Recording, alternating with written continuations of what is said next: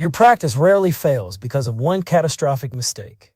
It fails because you ignore 10 small problems while telling yourself, I'll deal with them when things slow down. Spoiler alert, things don't slow down. They speed up. The unread contracts multiply, billing questions linger, referral relationships begin to cool, staff frustration quietly grows, reimbursements decline, collections begin to drift. Then one morning, you realize you're working harder, earning less, and running a practice you barely recognize.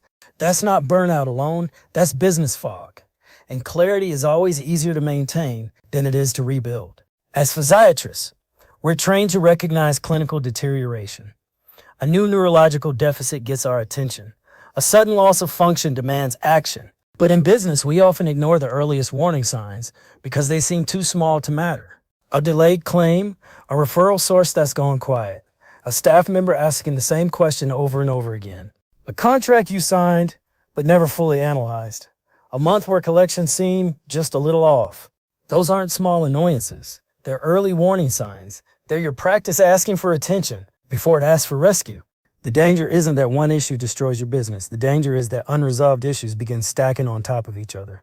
Eventually, you can no longer tell which problem caused what. Revenue, staffing, marketing, compliance, growth, everything becomes tangled together. Like a pile of hospital cords behind an old workstation. You know something's wrong, but untangling it feels overwhelming. Now, a 5-minute correction has become a 5-month recovery. Not because the problem was too big, because it was ignored for too long. The most successful physiatry practice owners don't have magical business instincts. They simply intervene earlier. They review collections before cash flow becomes a crisis. They understand the numbers before the numbers surprise them. They strengthen referral relationships before the census drops. They clarify team roles before frustration turns into turnover. They understand payer contracts before reimbursements create unexpected losses. And they protect strategic thinking time before every hour disappears into patient care and administrative cleanup. That's the real business advantage, not perfect clarity. Rapid recovery from early fog. One principle has guided me for years. You pay either way. You either pay a little now through disciplined reviews, honest numbers, and small corrections, or you pay much more later through lost revenue, damaged relationships, staff burnout, and another year trapped in an employment model you say you want to leave. The shortage of physiatrists continues to grow. Demand for rehabilitation medicine continues to rise. That should create tremendous opportunity, but opportunity without business clarity quickly becomes exploitation. Hospitals understand leverage. Management companies understand margins. Corporate groups understand scale. Many physicians understand anatomy, function, and patient care, but struggle to explain their own overhead collection rate or true hourly value. That knowledge gap is expensive. When reimbursements fall and workloads rise, confusion isn't neutral. It transfers power to whoever understands the business better.